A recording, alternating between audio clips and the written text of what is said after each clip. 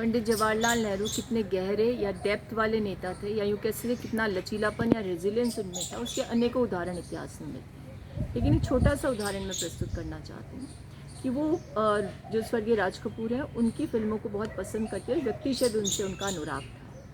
और यही कारण था कि एक बार उन्होंने, राज कपूर जी ने उनसे कहा कि मैं चाहता हूँ कि एक पोज बच्चे के साथ हमारी पिक्चर में आप दे दीजिए। और हम तो उनको चाचा नेहरू कहते हैं, बच्चों से उनका लगाव सबको पता है, और बच्चों के साथ उनकी कितनी आत्मीयता थी, इसके कारण ही तो उन्हें चाचा नेहरू कहा गया, और वो तैयार भी हो गए। लेकिन जो उनके मंत्रिमंडल के सहयोगी थे, श्री मोरारजी देसाई, स्वर्गीय श्री मोरारजी देसाई, जब उनको ये बात पता चली तो उन्होंने पंडित नेहरू जी से कहा कि मुझे नहीं लगता कि प्रधानमंत्री के तौर पर आपको इस भूमिका में किसी भी फीचर फिल्म में दिखना चाहिए। हालांकि कोई ऐसी बात नहीं थी कि जिसको लेकर के कोई विवाद पैदा होता, लेकिन कैसे वो अपने सहयोगियों का सम्मान करते थे, कितने रेजिलेंस उनमें थी, कितनी डेप्थ उनमें थी, किसी की बात का कैसे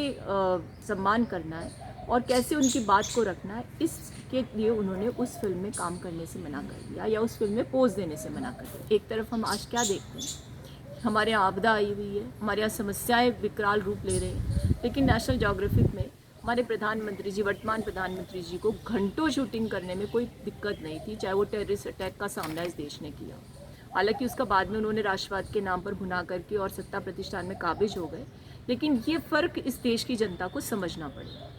और यही कारण है कि जो पंडित जवाहरलाल नेहरू जी थे, जिन्होंने फिल्म फेस्टिवल्स का भी ऑर्गेनाइज़ किया, और फिल्मकार जो थे पहले के, वो लोग भी राष्ट्रवादी थे, उनकी भी राष्ट्र के प्रति जो भावनाएं थी सबको पता है, किस प्रकार से देशभक्ति के गीत गाए, देशभक्ति से जुड़ी फिल्में बनाई, किस प्रकार से सामाजिक तौर पर एक विस्तृत विरासत फिल्मों के माध्यम से इस दौर में हमें मिली। उसके बावजूद उन्होंने मोरारजी देसाई जी के कहने पर जो फिल्म में पोज देने से बच्चे के साथ मना किया, वो इस बात का द्योतक है कि वो दूसरों की बातों का सम्मान करना अच्छे से जानते थे, और वो किसी को नाराज़ करने में विश्वास नहीं रखते थे, यदि बात छोटी मोटी हो।